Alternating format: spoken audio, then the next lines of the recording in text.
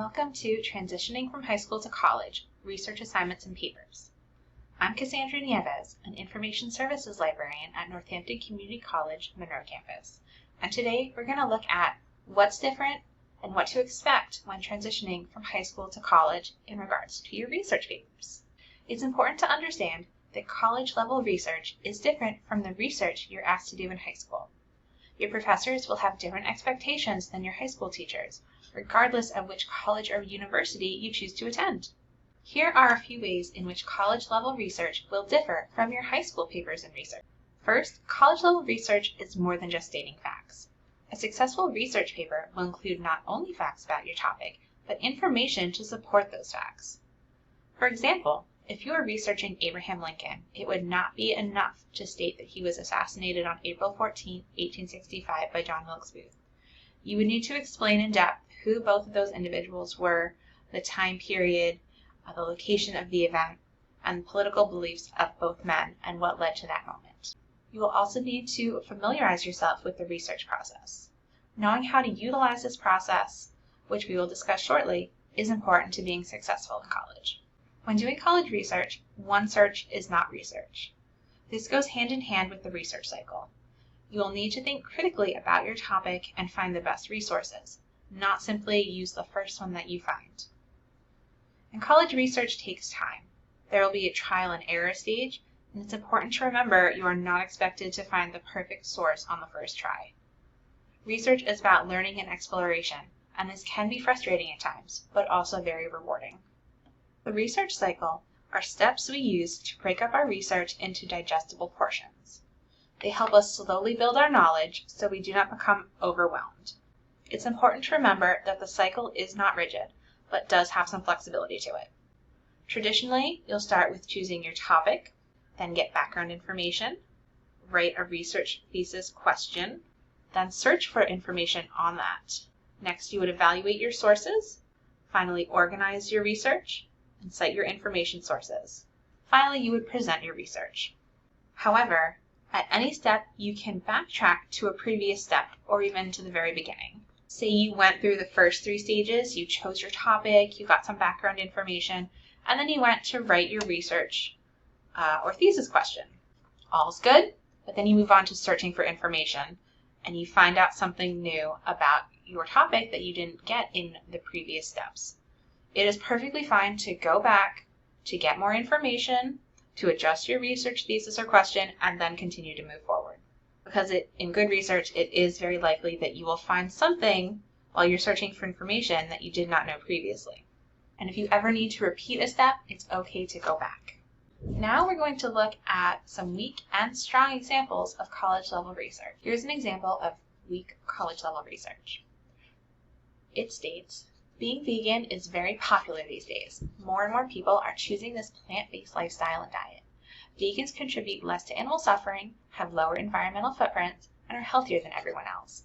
It is very easy to become vegan. No one has an excuse not to. Before we move on and talk about why different elements of this make it a weak example, please note the citation. So why is this a weak example? First, it's only restating information directly from the source, and there are no original ideas in it. It's making very broad generalizations, and there's a lot of opinions in it that are unsupported. That citation that I told you to take a look at was incomplete. It did not have an author, and there was only a link and a title, so it wasn't very helpful to know more information. And there was only one source or source type used. Generally, when you're writing your research, you're going to have multiple sources to help back up your thoughts and ideas. And the citation itself wasn't very credible, and there were better, more credible, and less biased sources available for writing about this topic. Now let's take a look at a strong college-level research example. This one states, veganism, the dietary philosophy that restricts the consumption or use of any animal byproducts, is growing in popularity even though it can be demanding and challenging to practice. Vegan diet, Holoran.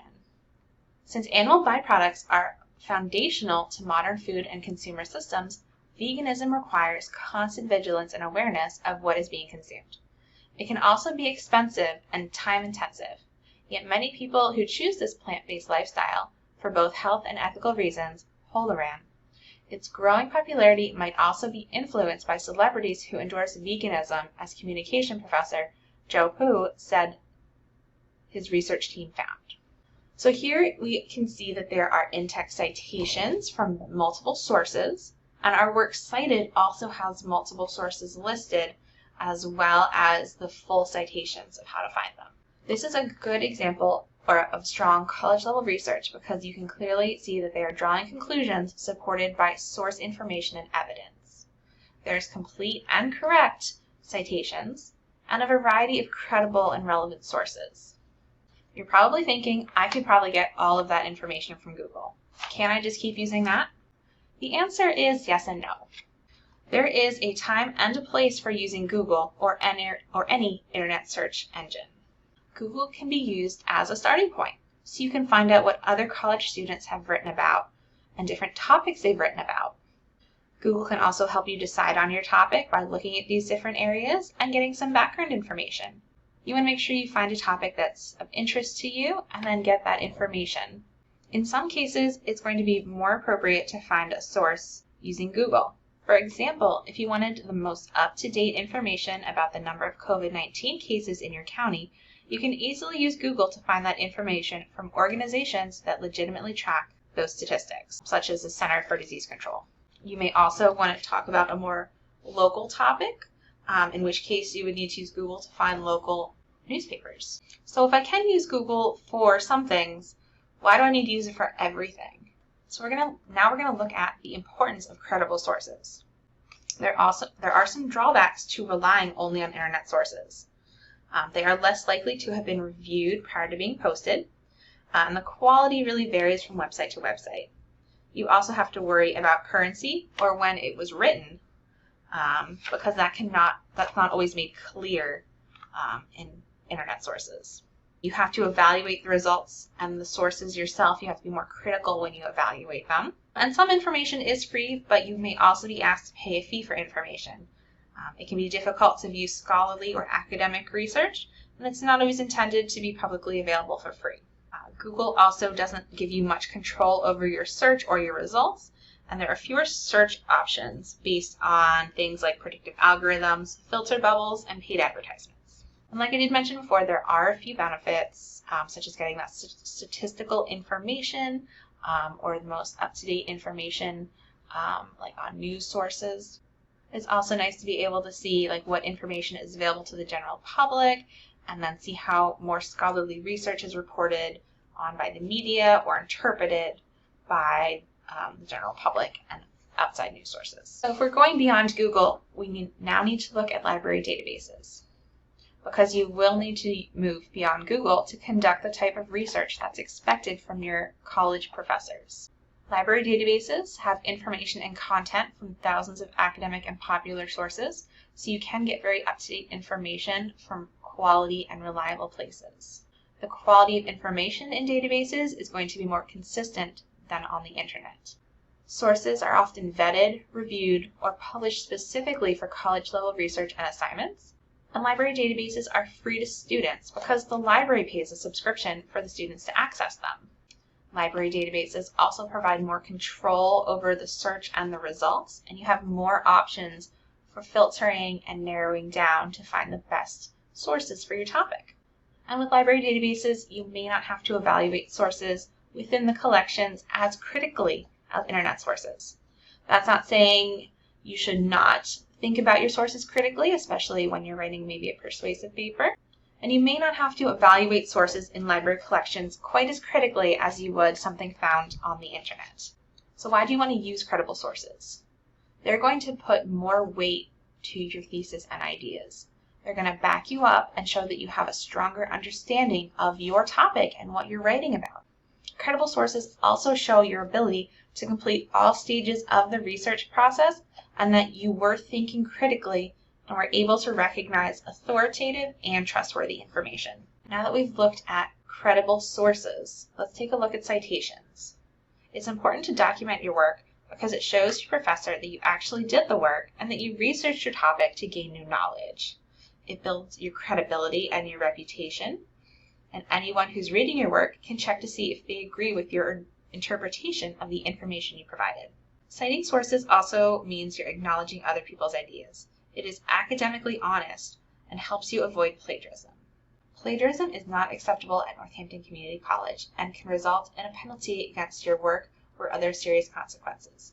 This is not only true at Northampton Community College, but across all colleges and universities. Complete citations include two pieces. The first being an in-text citation that points the reader to the second piece of the citation, which is a completed, works cited, reference list, or bibliography.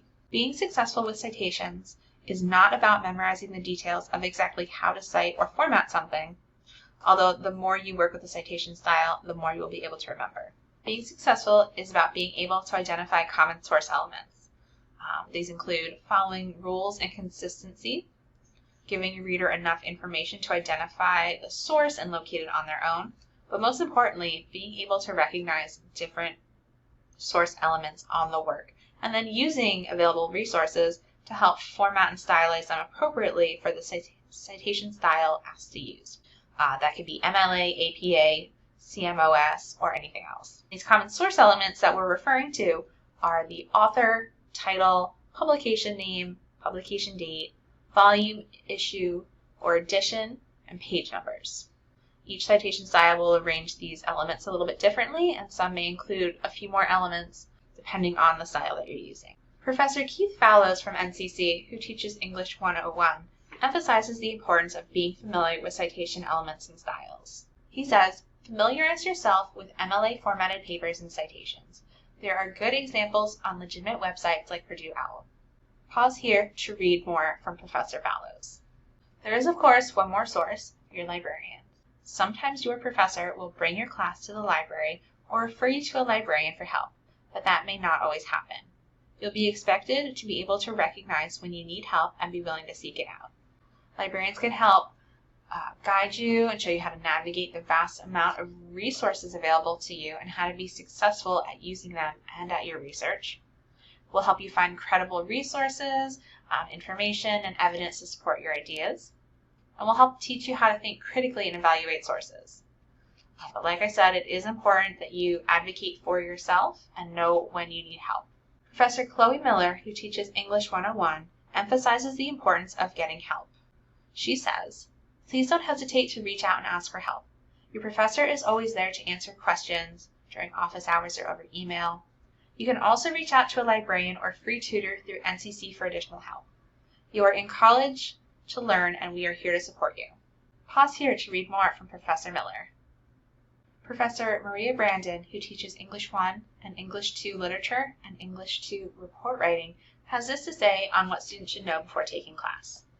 Education means learning from our mistakes and correcting them, which is especially important when it comes to research and documentation. Pause now to read more from Professor Brandon. If you have any questions about what we discussed in this video or are curious to learn more about NCC, please don't hesitate to reach out. No question is too big or too small, and we're always happy to help answer them.